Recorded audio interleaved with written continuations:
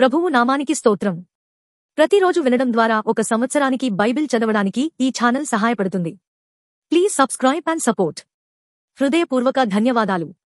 నేటి వేద భాగం హోషేయ గ్రంథము 6వ అధ్యాయము. మనము యెహోవా యొద్దకు మరలుదము రండి.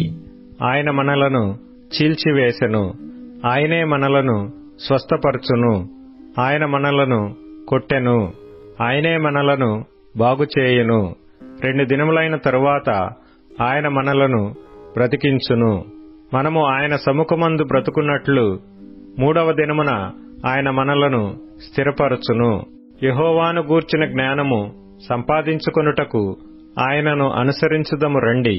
ఉదయము తప్పక వచ్చు రీతిని ఆయన ఉదయించును. వర్షము వలె ఆయన మన యొద్దకు వచ్చును. భూమిని తడుపునట్టి తొలకరి వర్షము కడవరి వర్షము వలె ఆయన మన యొద్దకు వచ్చును. ఎఫ్రాయిము, నిన్ను నేనేమి చేతును? యూదా, నిన్ను నేనేమి చేతును?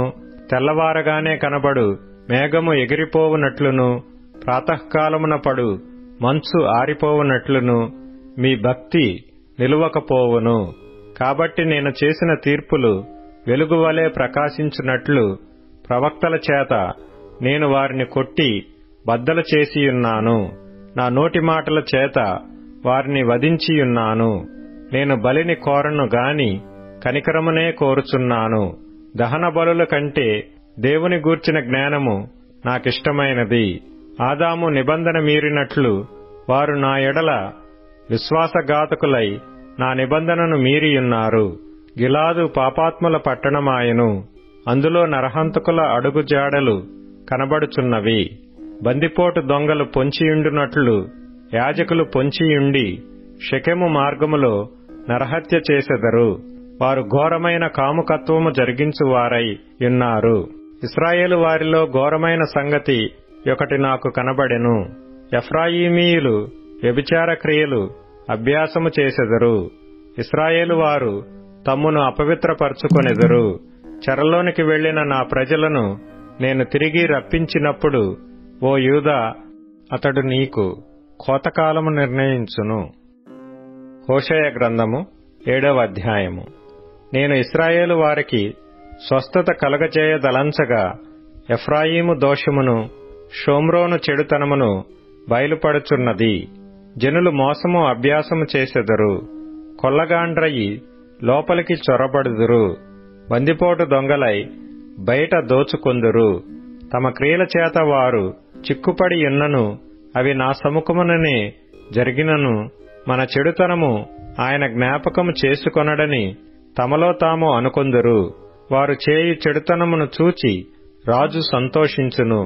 వారు కల్లలాడుట అధిపతులు విని సంతోషింతురు.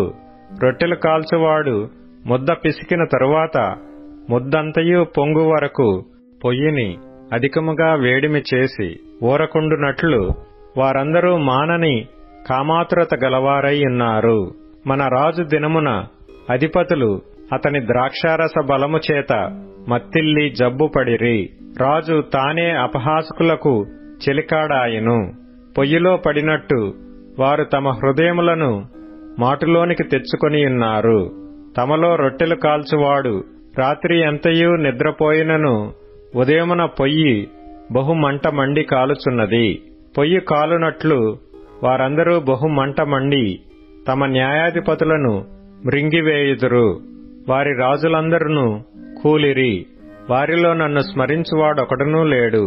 ఎఫ్రాయిము అన్యజనులతో కలిసిపోయెను. ఎఫ్రాయిము ఎవరినూ త్రిప్పివేయని అప్పము వంటివాడాయెను.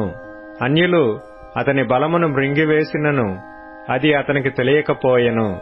తన తల మీద నెరసిన వెండ్రుకలు కనబడుచున్నను అది అతనికి తెలియదు. ఇశ్రాయేలుకున్న అతిశయాస్పదము అతని మీద సాక్ష్యము పలుకును.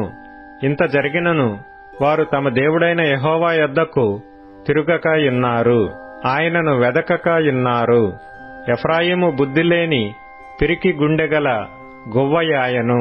వారు ఐగుప్తీయులను పిలుచుకొందురు, అష్షూరీయుల యొద్దకు పోవుదురు. వారు వెళ్ళగా నేను వారి పైని నా వల వేయుదును. ఆకాశ పక్షులను ఒకడు కొట్టినట్టు వారిని పడగొట్టుదును. వారి సమాజమునకు నేను ప్రకటించిన ప్రకారము నేను వారిని శిక్షింతును. వారికి శ్రమ కలుగును. వారు నన్ను విసర్జించి తప్పిపోయి ఉన్నారు. వారికి నాశనము కలుగును. వారు నా మీద తిరుగుబాటు చేసి ఉన్నారు. వారికి క్షయము సంభవించును. నేను వారిని విమోచింపకోరి ఉన్నను. వారు నా మీద అబద్ధములు చెప్పుదురు. హృదయపూర్వకముగా నన్ను బతిమాలు కొనక శయ్యల మీద పరుండి కేకలు వేయుదురు. నన్ను విసర్జించి ధాన్య మద్యములు కావలెనని వారు గుంపులు కూడుదురు. నేను వారికి బుద్ధి నేర్పి వారిని బలపరిచినను వారు నా మీద దుర్యోచనలు చేయుదురు. వారు తిరుగుదురు గాని సర్వోన్నతుడైన వాని యొద్దకు తిరుగరు. వారు అక్కరకు రాని విల్లువలేనున్నారు. వారి అధిపతులు తాము పలికిన గర్వపు మాటలలో చిక్కుపడి కత్తిపాలగుదురు. ఈలాగున వారు ఐగుప్తు దేశములో అపహాస్యము నొందుదురు. హోషేయ గ్రంథము 8వ అధ్యాయము. బాకా నీ నోటను ఉంచి ఊదుము. జనులు నా నిబంధన నతిక్రమించి నా ధర్మశాస్త్రమును మీరియున్నారు గనుక పక్షిరాజు వ్రాలినట్టు శత్రువు యెహోవా మందిరమునకు వచ్చునని ప్రకటింపుము. వారు, మా దేవా, ఇశ్రాయేలు వారమైన మేము నిన్ను ఎరిగియున్న వారమే అని నాకు మొర్రపెట్టుదురు. ఇశ్రాయేలీయులు సన్మార్గమును విసర్జించిరి గనుక శత్రువు వారిని తరుమును. నాకు అనుకూలులు కాని రాజులను వారు నియమించుకొనియున్నారు. నేనెరుగని అధిపతులను తమకుంచుకొనియున్నారు. విగ్రహ నిర్మాణమందు తమ వెండి బంగారములను వినియోగించుట చేత వాటిని పోగొట్టుకొనియున్నారు. షోమ్రోను, ఆయన నీ దూడను విసర్జించెను. నా కోపము వారి మీదికి రగులుకొనెను. ఎంతకాలము వారు పవిత్రత నొందజాలకుందురు? అది ఇశ్రాయేలు వారి చేతి పనియే గదా. కంసాలి దానిని చేసెను, అది దైవము కాదు గదా. షోమ్రోను చేసుకొనిన ఈ దూడ చిన్నా భిన్నములగును. వారు గాలిని విత్తియున్నారు గనుక ప్రళయ వాయువు వారికి కోతయగును. విత్తినది పైరు కాదు, మొలక కాదు, పంట ఎత్తినది. అది పంటకు వచ్చిన ఎడల అన్యులు దాని తినివేతురు. ఇశ్రాయేలు వారు తినివేయబడుదురు. ఎవరికినీ ఇష్టము కాని ఘటము వంటి వారై అన్యజనులలో నుందురు. అడవి గార్ధబము తన ఆశ తీర్చుకొనబోయినట్లు ఇశ్రాయేలు వారు అష్షూరీయుల యొద్దకు పోయిరి. ఎఫ్రాయిము కానుకలు ఇచ్చి విటకాండ్రను పిలుచుకొనెను. వారు కానుకలు ఇచ్చి అన్యజనులలో విటకాండ్రను పిలుచుకొనెను. ఇప్పుడే నేను వారిని సమకూర్చుదును. అధిపతులు గల రాజు పెట్టు భారము చేత వారు త్వరలో తగ్గిపోవుదురు. ఎఫ్రాయిము పాపమునకు ఆధారమగు బలిపీఠములను ఎన్నెన్నో కట్టెను. అతడు పాపము చేయుటకు అవి ఆధారములాయెను. నేను అతని కొరకు నా ధర్మశాస్త్రమును పరిపూర్ణముగా వ్రాయించి నియమించినను వాటిని అతడు అన్యములుగా ఎంచెను. నాకర్పింపబడిన పశువులను వధించి వాటిని భుజించుదురు. అట్టి బలులయందు యెహోవాకు ఇష్టము లేదు. త్వరలో ఆయన వారి దోషమును జ్ఞాపకమునకు తెచ్చుకొని వారి పాపములను బట్టి వారిని శిక్షించును. వారు మరలా ఐగుప్తునకు వెళ్లవలసి వచ్చెను. ఇశ్రాయేలు వారు తమకే నగరులను కట్టించుకొని తమ సృష్టికర్తను మరచియున్నారు. యూదావారు ప్రాకారములు గల పట్టణములను చాలా కట్టియున్నారు. అయితే నేను వారి పట్టణములను అగ్నిచే తగులబెట్టెదను. అది వాటి నగరులను కాల్చివేయును. యోహాను వ్రాసిన 2వ పత్రిక. పెద్దనైన నేను ఏర్పరచబడినదైన అమ్మగారికిని ఆమె పిల్లలకును శుభమని చెప్పి వ్రాయినది నేను మాత్రమే గాక సత్యము ఎరిగిన వారందరూ మనలో నిలుచుచు మనతో ఎల్లప్పుడూ ఉండు సత్యమును బట్టి మిమ్మును నిజముగా ప్రేమించుచున్నాము. సత్యప్రేమలు మన యందుండగా తండ్రి అయిన దేవుని యొద్ద నుండియు తండ్రి యొక్క కుమారుడగు యేసుక్రీస్తునొద్ద నుండియు కృపయు కనికరమును సమాధానమును మనకు తోడగును. తండ్రి వలన మనము ఆజ్ఞ పొందిన ప్రకారము నీ పిల్లలలో కొందరు సత్యమును అనుసరించి నడుచుచుండుట కనుగొని బహుగా సంతోషించుచున్నాను. కాగా అమ్మా, క్రొత్త ఆజ్ఞ నీకు వ్రాసినట్టు కాదు గాని మొదటి నుండి మనము కలిగిన ఆజ్ఞనే వ్రాయుచు మనము ఒకరినొకరము ప్రేమింపవలెనని నిన్ను వేడుకొనుచున్నాను. మనమాయన ఆజ్ఞల ప్రకారము నడుచుటయే ప్రేమ. మీరు మొదటి నుండి వినిన ప్రకారము ప్రేమలో నడుచుకొన వలెనని అనునదియే ఆజ్ఞ. యేసుక్రీస్తు శరీరధారి అయి వచ్చెనని ఒప్పుకొనని వంచకులు అనేకులు లోకములో బయలుదేరియున్నారు. అట్టివాడే వంచకుడును క్రీస్తు విరోధియు నై ఉన్నాడు. మేము మీ మధ్యను నెరవేర్చిన కార్యములను చెడగొట్టుకొనక మీరు పూర్ణ ఫలము పొందునట్లు జాగ్రత్తగా చూచుకొనుడి. క్రీస్తు బోధయందు నిలిచియుండక దానిని విడిచి ముందుకు సాగు ప్రతివాడును దేవుని అంగీకరింపనివాడు. ఆ బోధయందు నిలిచియుండువాడు తండ్రిని కుమారుని అంగీకరించువాడు. ఎవడైనను ఈ బోధను తేక మీ యొద్దకు వచ్చిన ఎడల వానిని మీ ఇంట చేర్చుకొనవద్దు. శుభమని వానితో చెప్పనూ వద్దు. శుభమని వానితో చెప్పువాడు వాని దుష్టక్రియలలో పాలివాడగను. అనేక సంగతులు మీకు వ్రాయవలసి ఉండియో సిరాతోనూ కాగితముతోనూ వ్రాయ మనస్సు లేక మీ సంతోషము పరిపూర్ణమగునట్లు మిమ్మును కలిసికొని ముఖాముఖిగా మాటలాడ నిరీక్షించుచున్నాను. ఏర్పరచబడిన నీ సహోదరి పిల్లలు నీకు వందనములు చెప్పుచున్నారు. సామెతల గ్రంథం 5వ అధ్యాయం. నా కుమారుడా, నా జ్ఞానోపదేశము ఆలకింపుము, వివేకము గల నా బోధకు చెవియొగ్గుము. అప్పుడు నీవు బుద్ధి కలిగి నడుచుకొందువు. తెలివిని బట్టి నీ పెదవులు మాటలాడును. జార స్త్రీ పెదవుల నుండి తేనె కారును. దాని నోటి మాటలు నూనె కంటెను నునుపైనవి. దాని వలన కలుగు ఫలము ముసిని పండంత చేదు. అది రెండంచులు గల కత్తి అంత పదునుగలది. దాని నడతలు మరణమునకు దిగుటకు దారితీయును. దాని అడుగులు పాతాళమునకు చక్కగా చేరును. అది జీవమార్గమును ఏమాత్రమును విచారింపదు. దానికి తెలియకుండానే దాని పాదములు ఇటు అటు తిరుగును. కుమారులారా, నా మాట ఆలకింపుడి. నేను చెప్పు ఉపదేశము నుండి తొలగకుడి. జారస్త్రీయుండు ఛాయకు పోక నీ మార్గము దానికి దూరముగా చేసుకొనుము. దాని ఇంటి వాకిటి దగ్గరకు వెళ్ళకుము. వెళ్ళిన ఎడల పరులకు నీ యవనము ఫలమును, క్రూరులకు నీ జీవితకాలమును ఇచ్చివేతువు. నీ ఆస్తి వలన పరులు తృప్తి పొందుదురు. నీ కష్టార్జితము అన్యుల ఇల్లు చేరును. తుదకు నీ మాంసమును నీ శరీరమును క్షీణించినప్పుడు, అయ్యో, ఉపదేశము నేనెట్లు త్రోసివేసి తిని, నా హృదయము గద్దింపు నెట్లు తృణీకరించెను. నా బోధకుల మాట నేను వినకపోతిని, నా ఉపదేశకులకు నేను చెవియొగ్గలేదు. నేను సమాజ సంఘముల మధ్య నుండినను ప్రతి విధమైన దౌత్యమునకు లోబడుటకు కొంచెమే ఎడమాయెను అని నీవు చెప్పుకొనుచు మూలుగుచునుందువు. నీ సొంత కుండలోని నీళ్లు పానము చేయుము. నీ సొంత బావిలో ఉవ్వుకో, జలము త్రాగుము. నీ ఊటలు బయటికి చెదిరిపోదగునా? వీధులలో అవి నీటి కాలువగా పారదగునా? అన్యులు నీతో కూడా వాటిననుభవింపకుండా అవి నీకే ఉండవలెను గదా. నీ ఊట దీవెననొందును. నీ యవనకాలపు భార్యయందు సంతోషింపుము. ఆమె అతి ప్రియమైన లేడి, అందమైన దుప్పి.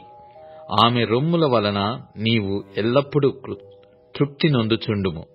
ఆమె ప్రేమచేత నిత్యము బద్ధుడవైయుండుము. నా కుమారుడా, జారస్త్రీయందు నీవేళ బద్ధుడవైయుందువు? పరస్త్రీ రొమ్ము నీవేళ కౌగలించుకొందువు? నరుని మార్గములను యెహోవా ఎరుగును. వాని నడతలన్నిటినీ ఆయన గుర్తించును. దుష్టుని దోషములు వానిని చిక్కులబెట్టును. వాడు తన పాప పాశముల వలన బంధింపబడును. శిక్ష లేకయే అట్టివాడు నాశనమగును. అతిమూర్ఖుడై వాడు త్రోవ తప్పిపోవును.